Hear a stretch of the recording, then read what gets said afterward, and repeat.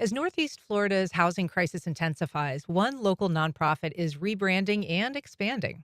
Here to talk about it is Chris Ford. He's the interim CEO with First Coast Habitat for Humanity, previously Habijax. Hey, Chris. Hey, how are you? Thanks for having me. Thank you for being here. So, the name and the scope of the organization are changing. What is the inspiration behind this new move? Well, we've our Jacksonville affiliates had a lot of success over the years since 1988. We built over 2,400 houses. There was an affiliate in Nassau County that had a lot of success, and we recognized that the need across our entire community is unfortunately very, very great. And we felt like we could make more of an impact by combining our resources, and we can deliver our product at a greater scale across the entire region together more than separately. Yeah, and so, whereas Habijax was primarily focused on Jacksonville and Duval County, now you've expanded to Nassau and Baker counties. That's right. And I'm curious how you made the decision about kind of where to go and where to expand into, because obviously Clay's right next door, St. Johns County's right to the south. How did you decide what counties to partner with? So it's interesting. So Baker County, there's never been a Habitat for Humanity affiliate serving Baker County Mm, before, and there is a real need over there. We had a town hall meeting over there about this very thing, and we were shocked at how great the turnout was and how eager people were to have this service there. So that was part of what drove the decision around Baker. Nassau, again, the affiliate that was there, the Habitat affiliate, Nassau County Habitat, had a lot of success serving, as they call it up there, the island, out near the ocean and Fernandina Beach area. But there was a real desire and felt like they could scale up if we could get into the western parts of the county where there's more land and it's growing a lot. And sure. so that's what really drove that. And then there are other pretty successful Habitat affiliates in Clay and St. John's and at the beaches. So they're doing their thing, and we've got our new sort of First Coast affiliate with those three counties. Yeah. And so I think a lot of people know the Habitat for Humanity brand as kind of something that involves sweat equity. People would, help build and then occupy these homes. And people who've been around here for a while will well remember, Jimmy Carter Oh yeah. coming down and with a hammer and building 100 homes in a scant number of days. I don't remember quite. But is that still the model? I mean, is that still how Habitat approaches it, trying to get people who are interested in home ownership to be a part of the kind of the ground up? Oh, absolutely. Yep. The sweat equity thing's kind of built into our DNA. I will tell you, we think kind of right sized it. It was for a long, long time. It was if you were going to buy a house with Habit Jacks at the time, it was 300 hours of sweat equity, which is a lot of time to spend on the construction site. So we've shrunk that down a little bit. A lot of our clients are working one, two jobs. They have families, and we don't want it to be a onerous burden or something. We do feel like it's important to kind of get out there and have that skin in the game, so to speak. Mhm. And there's a value too in that people can come out and they're sort of learning home maintenance too because they're Yeah. out on the site working on their own home. And it's really cool for our supporters to when they come out to volunteer, our sponsors, our regular volunteers to interact and see the people that are going to be living in these homes that they're volunteering on. Yeah. Oh, to your point, I'm guessing there are a lot of people though who, like you say, are working multiple jobs. What is the need that you see in the community when it comes to the price of homes, the availability of homes? What is what's the greatest difficulty that you see? For people, I mean, we have clients that are spending amounts of money on rent, given what they make, that I is just incredibly onerous.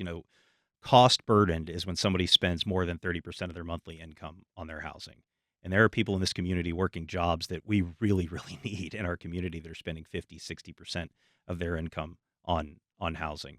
I mean, it's and it makes it just impossible to pursue other really key quality of life areas. It's like if you're spending 60% of your monthly income on housing and you get up in the morning and something hurts, you might skip going to the doctor. If you've got two options for childcare, you're probably going to have to choose the cheaper one, not necessarily the one you really want for your child. So it's finding a way to keep that monthly number workable for people. I think is the real challenge, and if we can do that, it is truly catalytic for So people.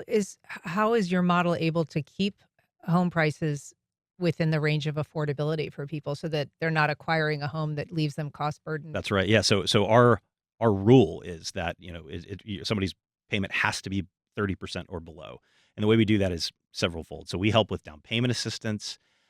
We build a product just at a lower price point. So that a lot of normal builders aren't able to do. We do Why aren't they able to? I mean, what when you say not able? well, I think that it's the difference between a $250,000-$260,000 house versus us, who's building houses between 180 and $200,000. We're not trying to make a profit. So we're a nonprofit, so that's a big part of it. One of the biggest tools we have is that we work with certain credit unions and lenders around town to help us do our mortgages, and we either with our partners or First Coast Habitat, still getting used to the new name, Right. will basically buy down an interest rate so that if someone is buying a house with us, they're going to have an interest rate that's about 2 percentage points below Wow. what you'd be able to get elsewhere, and it all adds up to we have enough levers like you were asking where we can make sure that that payment stays below that 30% threshold. And I know that you've set some aggressive goals for the organization, and you've built, 2,400 homes over the years that Habijax has been in this community. Um, but even with that, it's less than 100, fewer than 100 a year, right? What would be a pace that can keep pace with the need that you see? What goals are you setting? Boy, that's a good question. I mean, I think that to really make an impact, we need to scale up across the multiple counties. And housing is a continuum, right? Like we're sort of on the end with the home ownership piece, but there's rental housing, there's transitional housing, and to really meet the need, we can scale up, but it's gonna, sounds hokey, but it's gonna take all of us to, sort of work that whole continuum. So I mean, we're building the last few years, we've closed between 25 and 35 houses.